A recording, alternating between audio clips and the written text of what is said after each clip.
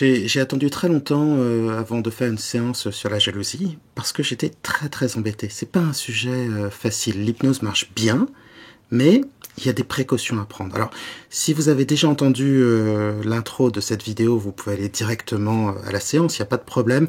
Je vous mets le timecode pour que ce soit facile. Mais si c'est la première fois, écoutez vraiment les quelques conseils que je vais vous donner pour être certain que vous pouvez utiliser cette hypnose. Il y a en gros 3 types de jalousie. Et le problème, c'est que on les met toutes dans le même panier. Il y a un type de jalousie qui est vraiment extrêmement pervers. C'est celui qui sert en fait d'excuse à un côté possessif et on va le dire carrément manipulateur. C'est-à-dire que si vous, en droit on dit nul n'invoquera sa propre turpitude, si vous mettez en avant le fait que vous souffrez et que vous utilisez cette souffrance finalement pour être un tyran vis-à-vis de l'autre, le problème, c'est pas la souffrance apparente, on peut même en douter de la réalité de cette souffrance. Le problème, c'est l'impression qu'on peut posséder quelqu'un, qu'on a des droits dessus. Nul n'est votre propre propriété. Et si par exemple votre petit copain, petite copine, mari, femme a ce profil-là, demandez-vous si c'est pas un problème plus général de personnalité. Est-ce que il ou elle est toujours tyrannique? Est-ce qu'il souffle le chaud et le froid? C'est un coup sympa, un coup désagréable. Si c'est le cas, le problème, ce n'est pas la jalousie. Le problème, c'est la perversion narcissique. Je vais mettre dans le descriptif, donc les pervers narcissiques, les manipulateurs, les harceleurs, c'est la même chose. Je vais vous mettre des vidéos, un article, même une séance d'hypnose autour de ce sujet. Et évidemment, ça ne sert à rien de partager avec eux cette hypnose-là. Ils ne le feront pas. De toute façon, ils considèrent que ce sont toujours les autres qui sont le problème. Et ça n'améliorera rien. La seule chose à faire dans une situation comme ça, c'est de prendre la fuite pour son propre bien et le bien de ses enfants. Bon, maintenant, deuxième type de jalousie. Il y a des personnes qui disent souffrir de jalousie, mais en fait, elles ont été trompées. Ou elles ont toutes les raisons objectives de croire qu'elles ont été trompées. Dans ce cas-là, c'est pas vraiment de la jalousie, c'est de la vigilance. C'est-à-dire que si quand vous êtes avec quelqu'un de bien, vous n'avez pas de problème de jalousie, et que ça n'arrive qu'avec une seule personne, si cette personne vous a trompé, il y a un dicton en anglais qui dit « trompeur un jour, trompeur toujours », eh bien, c'est de la vigilance. C'est de la vigilance. Et la question là, c'est pouvez-vous recréer un lien de confiance? Cette personne-là mérite-t-elle votre confiance? Et vous rend-elle heureuse? Est-il aussi peut-être temps de partir? C'est vraiment la question à se poser. Et là encore, cette séance ne vous aidera pas dans cette circonstance-là, parce que votre vigilance est utile. Votre inconscient sait qu'il y a un risque. Et elle vous apaisera certainement. Elle adoucira. Mais ça m'embête, parce que vous voyez, la vigilance est utile dans ce cas-là. Là où cette séance d'hypnose est pleinement justifiée et elle marchera vraiment très bien. C'est dans le cas de la jalousie qui confine à la phobie. C'est en fait, la jalousie, c'est quoi? C'est la peur d'être quitté, la peur qu'on vous trompe, la peur d'avoir mal, et c'est vrai qu'il n'y a rien de... Enfin, c'est un vrai deuil, une rupture. Que ce soit... qu'on ait 15 ans de mariage derrière, ou que ce soit, entre guillemets, j'aime pas du tout cette manière de penser, juste un petit copain ou une petite copine. On a tendance à dire que ouais, les chagrins d'amour, ce n'est pas grave, c'est n'importe quoi. C'est extrêmement douloureux. Et en revanche, ce qu'on oublie souvent, c'est que chaque deuil a un temps. C'est-à-dire que, malgré tout, au bout d'un moment, on s'en remet. Mais quand cette idée de rupture est insupportable, c'est là qu'on se met à tout vérifier pour être certain que la personne en face ne vous trompe pas. Plus on vérifie, c'est-à-dire plus on va par exemple regarder l'historique sur l'ordinateur, sur le navigateur, et puis aussi le téléphone, renifler les affaires pour sentir s'il y a un parfum, enfin tous les trucs qu'on peut faire. Et aujourd'hui, avec la technologie, de toute façon, soyons clairs, il y a tellement de manières de gauler quelqu'un, de se faire gauler, quoi. Hein. C'est-à-dire que c'est vrai que si on cherche bien, il y a de bonnes chances qu'on trouve, mais ce qui est terrible, c'est que bien souvent, les personnes jalouses, en fait, elles sont avec quelqu'un de tout à fait très bien, tout à fait fidèle, mais elles ont quand même cette inquiétude et c'est là que ça confine à la phobie. Et malheureusement, il est assez rare que des patients consultent pour la jalousie, qui pourtant, pour moi, est un problème tout aussi handicapant que la claustrophobie, l'agoraphobie. Enfin, je veux dire, c'est quelque chose, c'est comme la culpabilité, c'est quelque chose qui vous poursuit tout le temps et puis c'est aussi une manière de penser qui vous piège. Je m'explique, c'est ce qu'on appelle la double contrainte. Si par exemple, vous cherchez des preuves que votre moitié vous a trompé, vous trouvez pas vraiment une preuve, mais une sorte de minuscule indice un peu boiteux, ben vous allez vous dire « Ah ouais, non, il n'y a pas de fumée sans feu, ça veut dire que cette personne me trompe. » Mais si vous ne trouvez rien, vous allez vous dire « Ah non, bah elle se cache bien, hein. Si je trouve vraiment rien, c'est parce qu'elle me trompe. » Donc vous voyez, on est bloqué dans cette manière de penser et on n'arrive pas à faire confiance. Or pourtant, la fidélité, c'est avant tout un enjeu moral. Ce que je veux dire par là, c'est qu'on décide d'être fidèle en général. Quelqu'un de fidèle le sera à peu près toute sa vie. Je dis pas qu'il n'y a pas une infime chance qu'il change de point de vue ou qu'il tombe amoureux. Ça peut arriver, mais essentiellement, quand on est fidèle, on le reste. Et essentiellement, quand on est infidèle, on le reste également.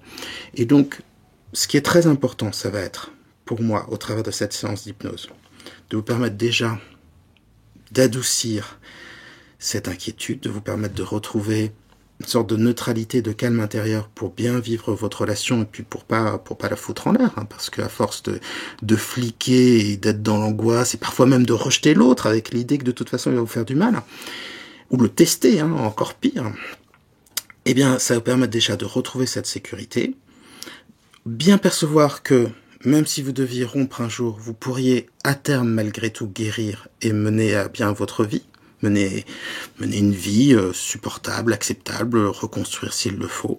Parce que on n'a pas envie de rompre, mais c'est quand même bien de savoir qu'on en est capable.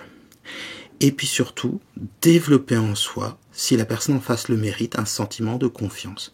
C'est-à-dire que se dire tout simplement, voilà, la personne que j'aime m'a montré toute sa vie qu'elle était fiable, elle n'a jamais trompé avant, il n'y a aucune raison qu'elle le fasse à l'avenir. Et vraiment le ressentir dans son cœur. Mais tout ça, ça demande beaucoup de travail. Donc c'est pas une séance qu'on peut faire comme ça une fois en se disant ouais je teste et puis on verra bien ce que ça donne. Non, faut une vraie répétition parce que ça permet en fait de se désensibiliser de sa peur. On parle pas assez de la jalousie. Elle est plus moquée, critiquée que plainte. Alors si vous pouvez, si vous connaissez des gens autour de vous qui sont peut-être dépendants amoureux ou qui vivent une grande insécurité à cause de leur histoire amoureuse, qui se confient à vous sur ce sujet, n'hésitez pas à partager avec eux cette séance, mais avec toujours cette recommandation, c'est à faire, à refaire et à refaire jusqu'à ce que l'on sente, comme ça, comme une sorte de noyau intérieur de sécurité.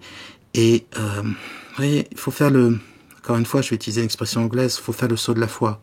Il faut être capable de se dire, je vais peut-être être blessé, mais je vais faire confiance à cette personne. Et je vais arrêter de vérifier, parce que plus on vérifie, plus on a peur.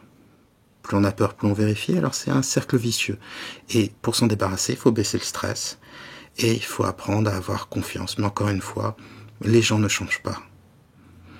Trompeur un jour, trompeur toujours, fidèle un jour, fidèle toujours. À partir de là, on va se lancer dans la séance d'hypnose et je vous souhaite un excellent travail hypnotique. Pour être tenu au courant des futures séances d'hypnose, c'est le bon moment pour vous abonner et appuyer sur la petite cloche rouge. Il n'y a aucun effort à faire pour entrer en transe. Simplement à se laisser porter par la voix. Et à un moment, les yeux auront l'envie de se fermer pour entrer dans un état extrêmement confortable, rassurant, serein, qui s'appelle la transe. C'est le nom un peu vieilli qu'on donne à l'état hypnotique. Et d'ici là, laissez-vous simplement porter par ma voix. À certains moments, certains mots vont vous échapper, c'est très bien. Et puis peu importe le moment où les yeux se fermeront dans ce décompte qui va aller de 5 à 1, ce sera peut-être au chiffre 5, peut-être au chiffre 1. De toutes les manières, au fur et à mesure, plus vous allez pratiquer l'hypnose, et plus vous vous sentirez capable d'entrer rapidement et profondément en transe, sans le moindre effort. C'est pour cela aussi qu'une pratique régulière, si possible quotidienne, est tout à fait indiquée pour les séances d'hypnose. Cela permet à la fois d'entrer dans un état hypnotique plus profond, donc, mais aussi d'avoir des effets de plus en plus importants, un peu comme si on apprenait à se programmer soi-même. En tout cas, c'est exactement comme cela que cela marche. 5. Vous entendez les bruits autour de vous. Ma voix, bien sûr, qui va vous accompagner, vous guider, toujours plus avant vers cet état d'intériorisation si typique de la transe, qui se traduit au départ par des choses extrêmement simples, notamment cette respiration déjà plus lente et surtout plus régulière, mais aussi là où se porte l'attention, les sensations vont devenir plus précises, comme par exemple le contact de l'air contre le visage ou le contact de l'air contre les mains. Et comme nos états émotionnels sont très liés à la respiration, parce que en elle se trouve toute l'expression de nos états intérieurs, je vais vous inviter simplement à prendre 2 inspirations profondes, comme pour donner un élan au calme, et à laisser ensuite votre respiration s'approfondir toute seule. Et pendant que les pensées s'accrochent et se décrochent, se conjuguent, s'alternent, se retrouvent, se disjoignent, forment d'autres formes, d'autres sous-formes, votre respiration, elle devient plus profonde, plus lente, plus calme. C'est très bien et vous pouvez sentir l'effet sur cette respiration, sentir cet air calme, frais que vous inspirez, la manière qu'il a de se diffuser dans les poumons comme des racines de calme, mais aussi de quelle manière le corps progressivement se relaxe pour entrer toujours plus en transe. 4. Et d'autres sensations peuvent se mettre en place, comme le poids de la respiration déjà un peu plus lourde, un peu plus profonde, un peu plus calme, mais aussi le poids des bras, des jambes, du torse, de la tête, qui semble peser un peu plus lourd, un peu comme si le corps s'alourdissait pour laisser à l'esprit la légèreté de la transe. C'est comme si, dans un même mouvement, l'esprit s'allégeait pour laisser au corps la lourdeur d'une transe plus profonde, plus calme. Le corps lourd donc sur le fauteuil, la chaise, le lit, peu importe, celui-ci solidement ancré sur le sol solidement ancré sur les fondations de cet endroit, ces fondations ancrées sur la ville ancrée dans et sur la terre ancrée dans le système solaire ancré dans la galaxie ancré dans l'univers ancré dans le temps, et vous qui vous ancrez de plus en plus en transe, dans une transe de plus en plus profonde. C'est très bien, très très bien.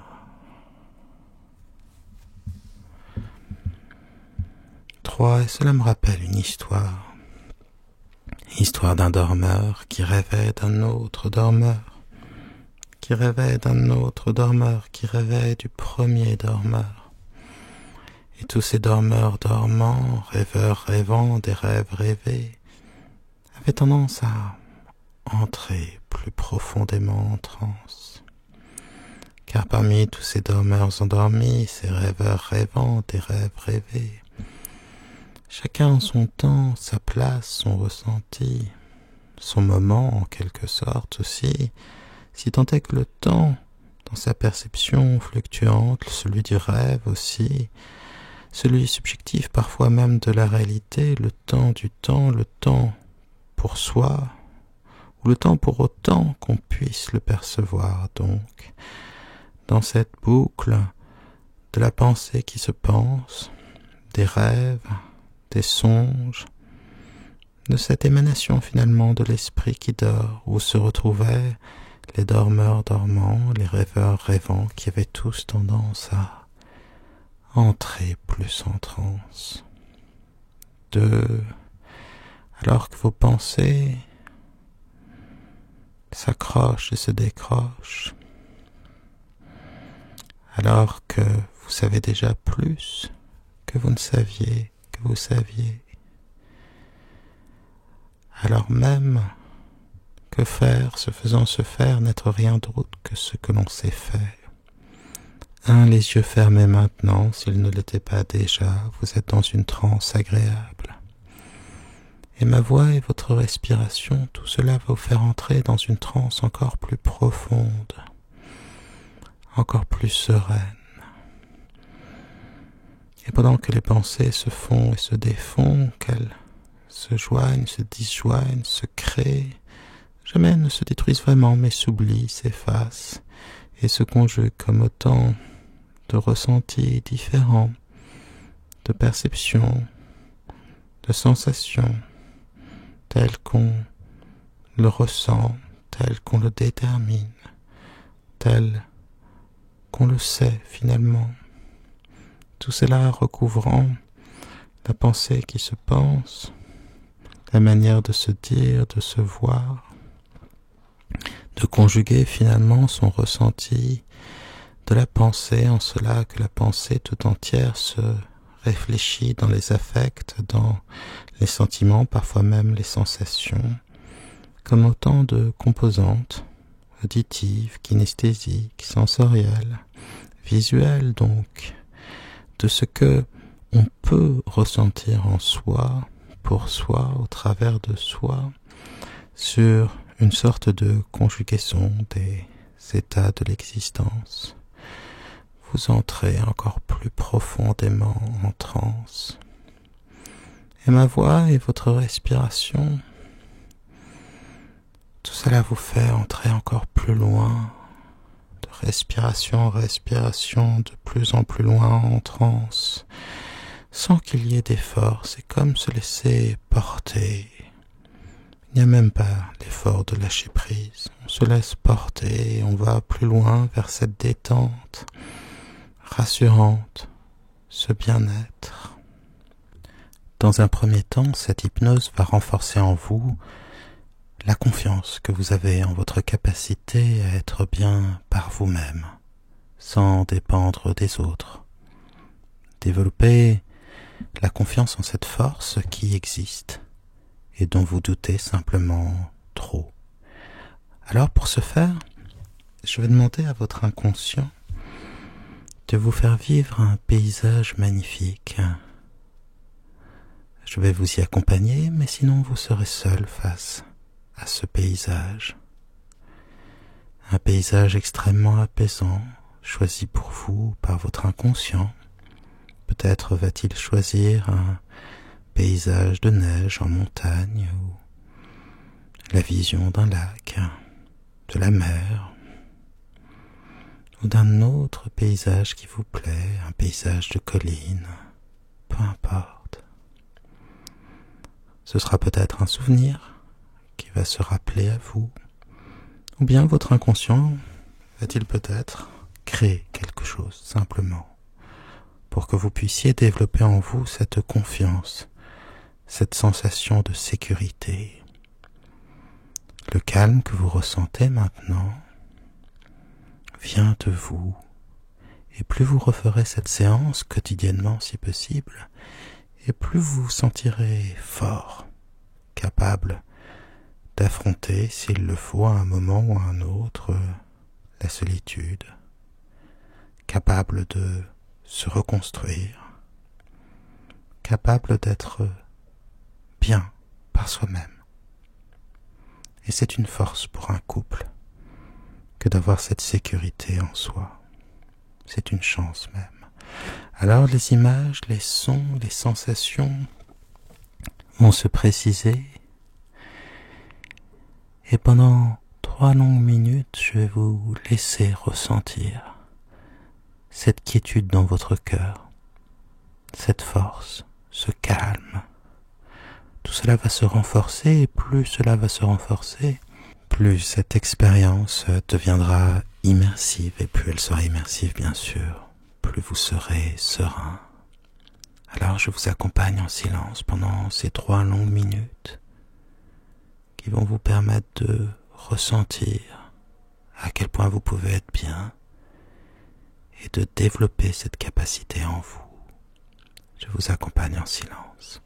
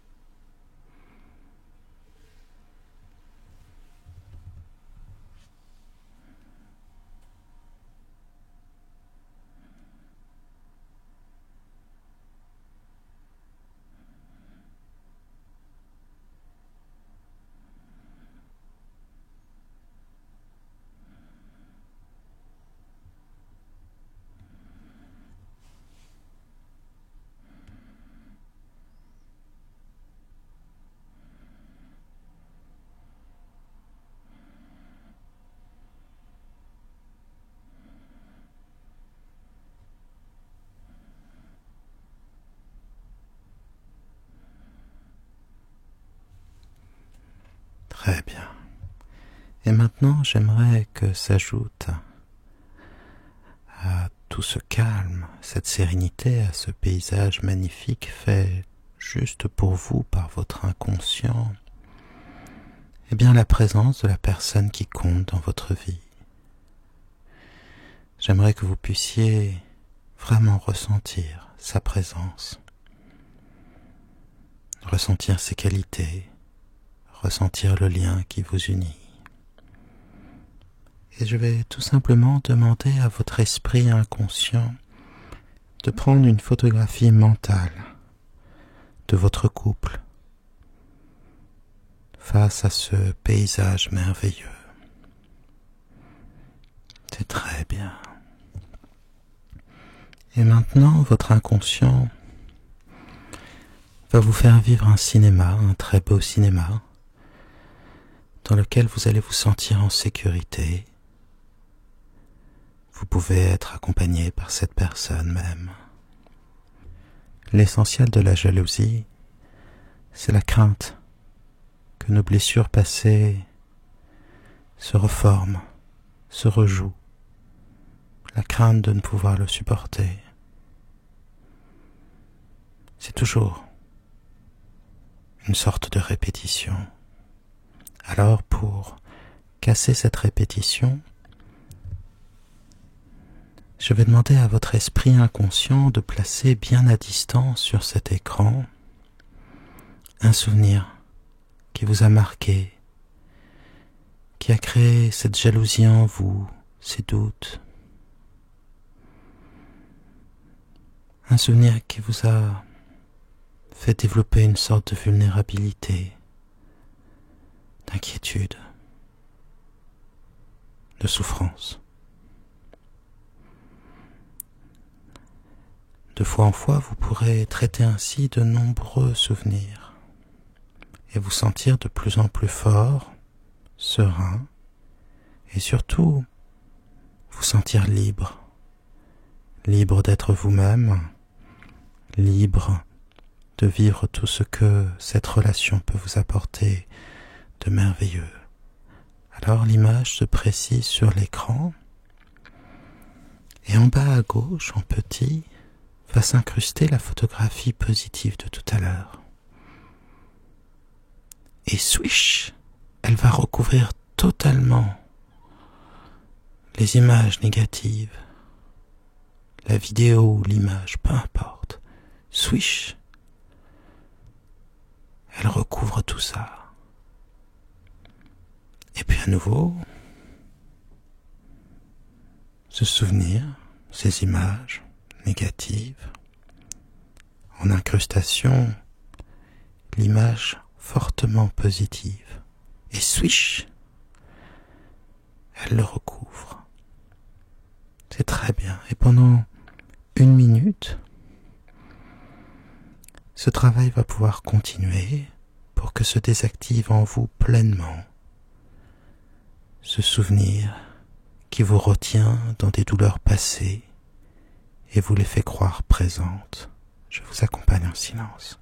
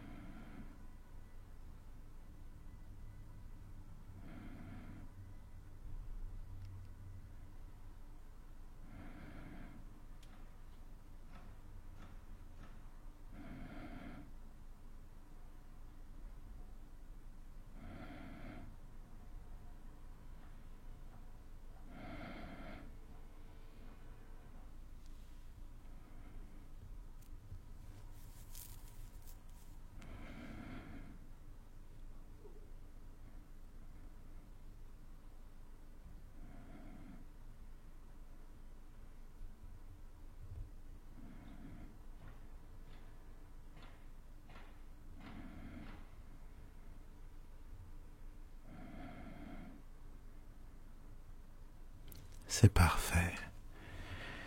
Et maintenant, j'aimerais que votre esprit inconscient vous fasse visualiser pendant 2 minutes la vie de cette personne très spéciale à vos yeux, quand elle n'est pas avec vous, quand elle travaille, quand elle croise d'autres personnes, voit par exemple ses amis ou vaque à ses occupations, ses loisirs.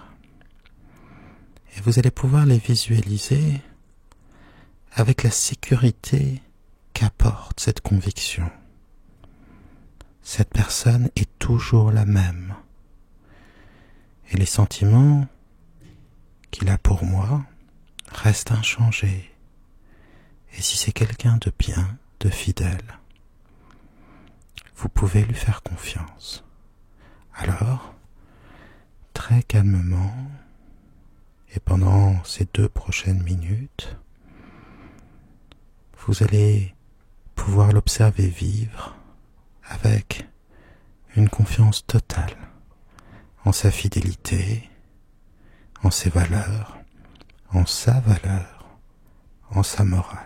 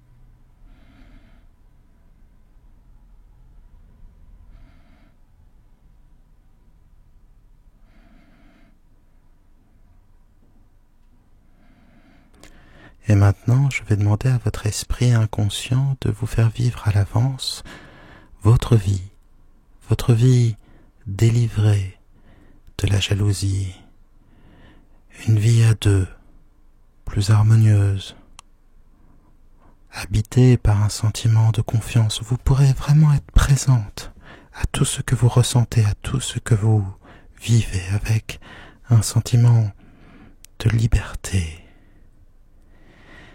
Vous allez pouvoir vivre à l'avance peut-être de nouvelles choses que vous ferez à 2, ou peut-être des choses que vous avez déjà l'habitude de faire, mais dont il est nécessaire que le ressenti change. Ces choses-là, en les répétant, cette projection, ce travail de projection, tout cela va s'inscrire en vous.